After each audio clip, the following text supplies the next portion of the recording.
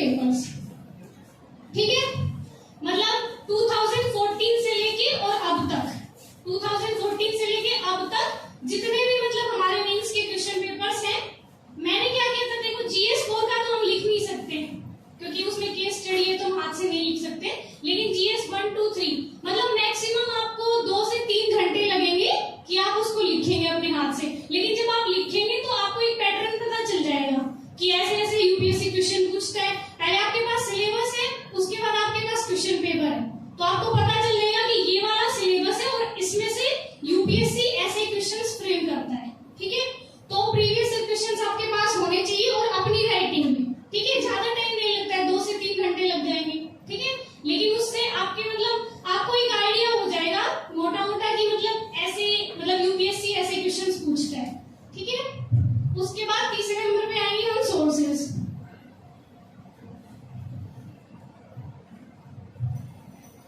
Sources देखिए, मैंने coaching नहीं की थी तो शायद मैं आपके मतलब कंटेंट के बारे में शायद हो सकता है मोर देन इनफ हो, तो मैं पर्सनली नहीं बता पाऊंगी कि वो कंटेंट मतलब कैसा है।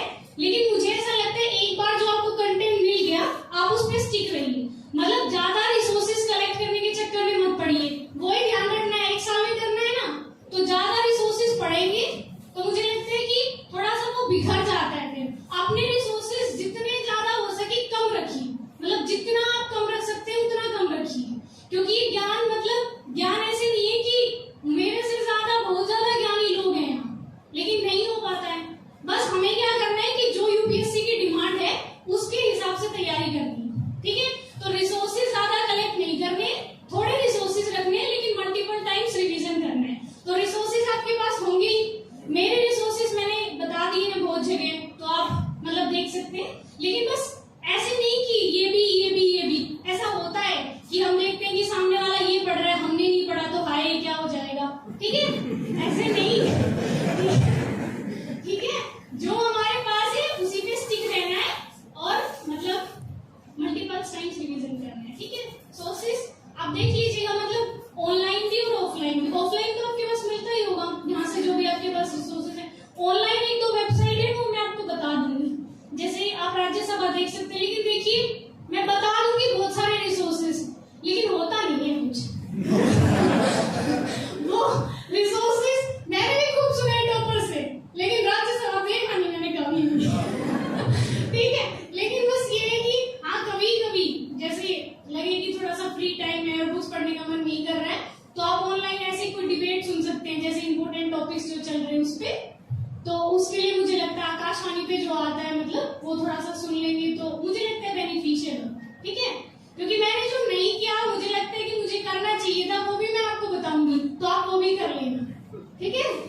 तो सोर्सेज हो गए और उसके बाद आते हैं हम रिवीजन पे। देखिए सबका पढ़ने का पैटर्न अलग होता है, I am just saying mine, मतलब मैंने क्या किया, ठीक है। मैं क्या करती थी, जैसे मेरा शेड्यूल क्या होता था कि मैं एक टॉपिक उठाती थी, मतलब एक सिलेबस का। जैसे जीएस 1 है तो अगर मैंने जीएस 1 उठाया तो मैं पहले हिस्ट्री कंप्लीट करूंगी। कई बार मतलब टॉपर्स ऐसे भी करते, कोई 2 सब्जेक्ट उठा लेते हैं, मतलब आप पॉलिटी के साथ हिस्ट्री कर रहे हैं, ज्योग्राफी कर रहे हैं, वो आपकी क्लासेस चलती रहेंगी तो आप उस हिसाब से एडजस्ट करेंगे। लेकिन मैं ऐसे ही करती थी कि एक सब्जेक्ट पढ़ती थी, ठीक है, और एक सब्जेक्ट के साथ हमारा करंट अफेयर्स भी चल रहा है, न्यूज़पेपर भी चल रहा है, फिर रिवीजन भी करना है। तो मुझे लगता है कि मैं एक सब्जेक्ट लेके चलती थी। जैसे मेरा हिस्ट्री शुरू हुआ तो जैसे एनसीईआरटी शुरू की मैंने, उसके बाद जो स्टैंडर्ड बुक्स होती है वो शुरू की, उसके बाद दोबारा से रिवीजन किया। तो आप अपने हिसाब से देखेंगे कि आपको एक सब्जेक्ट शुरू करना है या 2 सब्जेक्ट शुरू करने हैं, पर मैंने एक सब्जेक्ट शुरू किया था। मतलब बीच में अगर कुछ मुझे समझ में नहीं आता था तो मैं छोड़ देती थी कि ये बाद में कर लेंगे, मतलब अभी अगर नहीं आ रहा है, मतलब जब मैं देख लेती थी ऑनलाइन सारा कि नहीं कुछ नहीं समझ में आ रहा है, उसके बाद मैं दूसरा स्टार्ट करती थी।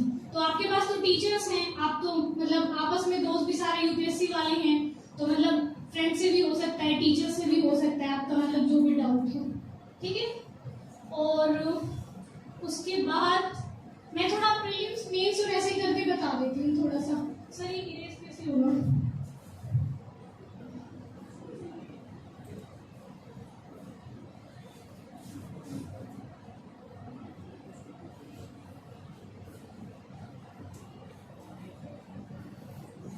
देखिए प्रीलिम्स में पता है 2 पेपर, पहला जीएस वाला, दूसरा ठीक है।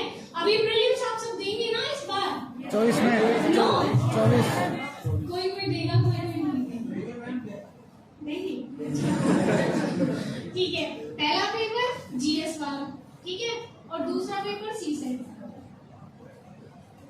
देखिए मैं इतना कहूंगी कि अभी प्रीलिम्स थोड़ा टफ होता जा रहा है, तो प्रीलिम्स को मतलब हम लाइटली ना लें, और हिंदी मीडियम में तो वैसे ही प्रीलिम्स में थोड़ा सा होता है डिफिकल्ट, है ना।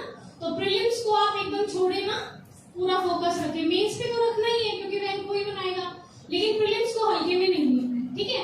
तो सबसे पहले मैं सीसेट बता देती हूँ।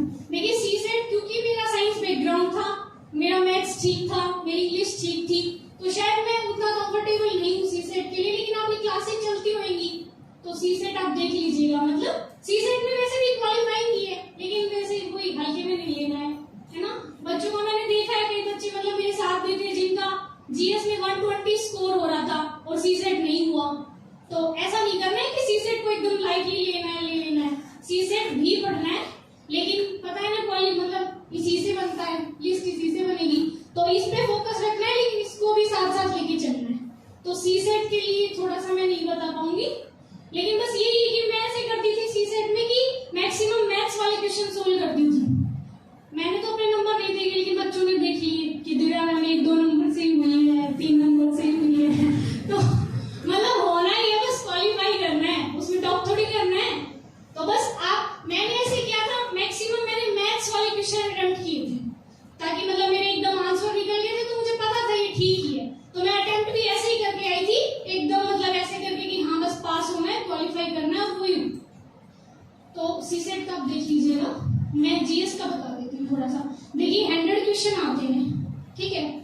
मैक्सिमम अगर आप अच्छे से पूरी ईमानदारी से पढ़ते हैं तो मैक्सिमम 40 क्वेश्चन ऐसे मिलेंगे जो आपको लगेगा कि हाँ आते हैं, थोड़ा बहुत कुछ कर लेंगे, है ना, शायद आते हैं। लेकिन 60 क्वेश्चन ऐसे होंगे जो आपको मतलब वहां अगर आप मेंटली स्टेबल हैं और एक्टिव हैं तो ही कर पाएंगे, ठीक है। क्योंकि एलिमिनेशन मेथड आपको पता ही है, वो अपनाना पड़ेगा।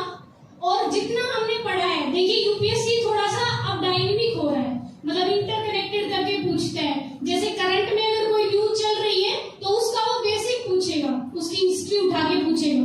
तो ऐसे हमें डायनेमिक अप्रोच लेके पढ़ना है, ठीक है। तो 100 क्वेश्चन आएंगे, 40 तो हो जाएंगे हमारे वैसे ही जो आते हैं, बच गए 60। तो आप कोशिश करना कि मैक्सिमम अटेम्प्ट करें, मैक्सिमम। ये बिल्कुल मत करना कि 60 क्वेश्चन अटेम्प्ट कर दिए और आप सोचे 50 सही हो जाएंगे, नहीं होंगे। लास्ट टाइम शायद मैंने 90 अटेम्प्ट किए थे और इस बार 92, ठीक है। तो कोशिश करना कि जितने ज्यादा हो सके, मतलब कोई क्वेश्चन अगर ऐसा है कि एकदम ब्लैंक है, मतलब लग रहा है कि देखा ही पहली बार है और कुछ भी नहीं हो सकता है, तो सिर्फ आप उसको छोड़िए। अगर कहीं आपका 50-50 हो रहा है एलिमिनेशन से, या आपको लग रहा है कि थोड़ा बहुत शायद आता है, तो रिस्क ले लीजिए, ठीक है। मुझे लगता है कि रिस्क ले लेना चाहिए, क्योंकि अगर 92 भी आप क्वेश्चन सही करेंगे तो मुझे लगता है कट ऑफ मैक्सिमम 50 तक जाती है। क्वेश्चंस की बात कर रही मैं, मैक्सिमम 50 तक जाती है। तो हमारे पास 42 क्वेश्चन हैं ऐसे जो हम रिस्क लेके कर रहे हैं, ठीक है। तो मुझे लगता है कि मैक्सिमम अटेम्प्ट करने चाहिए। मैंने मैक्सिमम अटेम्प्ट किए थे, मतलब 90 से ऊपर ही, 92 तक, ठीक है। प्रीलिम्स के लिए, और प्रीलिम्स के लिए देखिए, प्रीलिम्स जब आपका प्रीलिम्स है उससे कम से कम मुझे लगता है 4 महीने पहले, 3-4 महीने पहले आप एकदम प्रीलिम्स पे फोकस हो जाइए। मैंने जब अपनी प्रिपरेशन स्टार्ट की थी तो आई थिंक अगस्त 2020, मतलब कुछ ऐसा था, और प्रीलिम्स था उस टाइम जून में, लेकिन वो कोविड की वजह से पोस्टपोन हो गया था, तो थोड़ा टाइम मिल गया था एक्स्ट्रा, शायद अच्छा था लग इसलिए। तो मतलब अगर आपका इस बार मई में है तो आप उस हिसाब से मतलब कैलकुलेट करके 3-4 महीने पहले से एकदम प्रीलिम्स पे फोकस, एकदम प्रीलिम्स पे। क्योंकि अगर प्रीलिम्स हो गया तो प्रीलिम्स के बाद भी हमें 3 महीने मिलते हैं, मतलब इतना अगर हमने पढ़ा हुआ है तो हम उस 3 महीने में भी बहुत कुछ पढ़ सकते हैं। तो प्रीलिम्स को एकदम हल्के में ना ले। मैं मतलब लिटरली बता रही हूँ, जब मेरा प्रीलिम्स हो गया था तो मुझे ये लगता था कि इस बार मेंस ना दूं, क्योंकि मेंस की तैयारी नहीं है उतनी अच्छी, मुझे लगा कि नहीं होएगा मेंस तो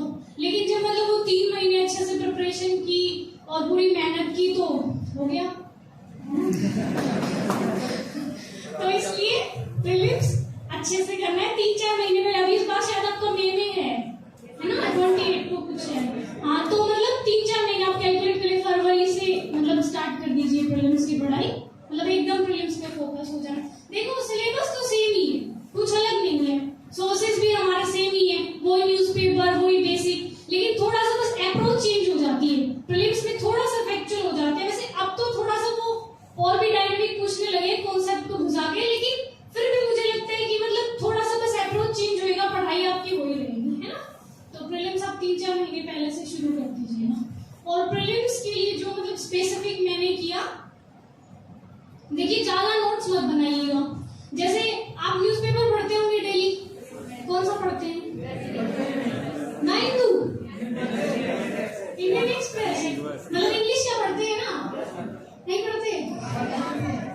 मतलब देखिए थोड़ा सा मुझे ऐसा लगता है कि इंग्लिश का पढ़ लेना चाहिए, क्योंकि शुरू में थोड़ी सी दिक्कत आती है। जब मैंने हिंदू शुरू किया था एकदम शुरू में, जब मेरी प्रिपरेशन शुरू हुई, तो मेरे को शायद 3 घंटे लगते थे, 3 घंटे लगते थे, और मैं हिंदू में लगाती थी 3 घंटे, क्योंकि मुझे ये जो फोबिया होता है कि हाँ इंग्लिश वाले हिंदू पढ़ रहे हैं, हम नहीं पढ़ रहे हैं, तो मुझे लगता है हिंदू पढ़ लेना चाहिए। मतलब वेदर हिंदू और इंडियन एक्सप्रेस आप कोई भी प्रीफर कर सकते हैं, लेकिन एक बार इंग्लिश का देख लेना चाहिए। मैंने क्या किया था, जैसे शुरुआत में मैंने 3-4 महीने पढ़ा था हिंदू, मतलब मैं मंगवाती थी गाँव में और पढ़ती थी उसको, लेकिन उसके बाद मुझे ये हो गया था कि हाँ क्या क्या इंपॉर्टेंट है मुझे पता चल गया। जब मैंने इतना टाइम दिया तो फिर मैं उसका बस एनालिसिस देख लेती थी यूट्यूब पे। मतलब आप किसी का भी देख लीजिए, जो भी आपको अच्छा लगे, मैं कोई प्रेफर नहीं करूंगी, जो भी आपको अच्छा लगे आप 1-2 दिन देख लीजिए ना। एनालाइज आप जब देखते हैं तो उससे क्या फायदा होता है, एक तो आपको पहले से पता है कि क्या क्या इंपॉर्टेंट है, दूसरा जब हम सुनते हैं कोई चीज और सामने वाला समझाता है तो ज्यादा याद रहती है। तो इसलिए एनालाइज जरूर देख लीजिए, मतलब ज्यादा से ज्यादा 1 घंटे का होता है, तो ये जरूर। मतलब मैंने तो मतलब नोट्स भी बनाए थे हिंदू के, लेकिन वो रिवीजन नहीं हो पाया उनका, लेकिन मुझे लगता है कुछ फायदा हुआ था, क्योंकि जब मैं लिखती हूँ, मतलब आप भी जब लिखते होंगे तो याद तो होता ही है थोड़ा बहुत, तो मैंने तो नोट्स भी बनाए थे, और आप भी बना लेना। आप मतलब ज्यादा बड़े मत बनाना कि लास्ट टाइम पे हम रिवीजन ना कर पाए, मतलब क्या कर लेना कि प्रीलिम्स के लिए एक अलग से नोटबुक बनाना, और दा हिंदू में कोई भी फैक्ट आता है, जैसे कोई रिपोर्ट आती है, कोई फैक्ट आता है, ये शायद प्रीलिम्स में कम काम आए, लेकिन मेंस में बहुत काम आता है।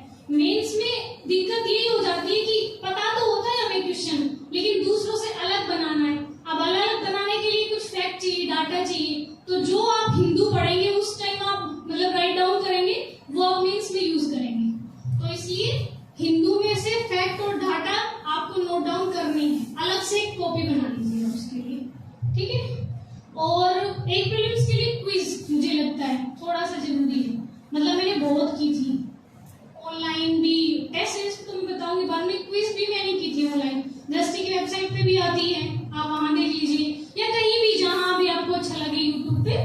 अगर मतलब प्रीलिम्स के हिसाब से कोई क्विज हो रही है तो क्विज कर लीजिएगा, उससे मतलब थोड़ा आइडिया हो जाता है। जैसे हिस्ट्री में अगस्त प्रस्ताव है, उसको हम पढ़ लेते हैं कि ये बातें थी 3-4, लेकिन जब क्विज होती है तो अपने हिसाब से बनाते हैं, तो उस टाइम हमें ये पता चलता है कि हाँ ये वाला पॉइंट हमसे छूट गया था।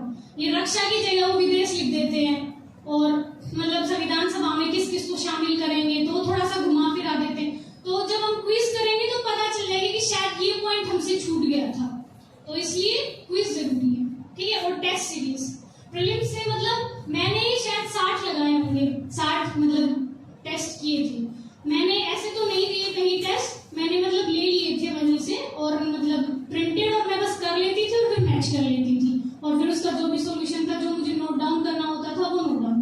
तो मतलब कम से कम 60 तो आपको करने ही हैं, हर हाल में करने, और ऐसे नहीं कि कर लेने और फिर बस छोड़ देने कि ठीक है इतना सही हो गया।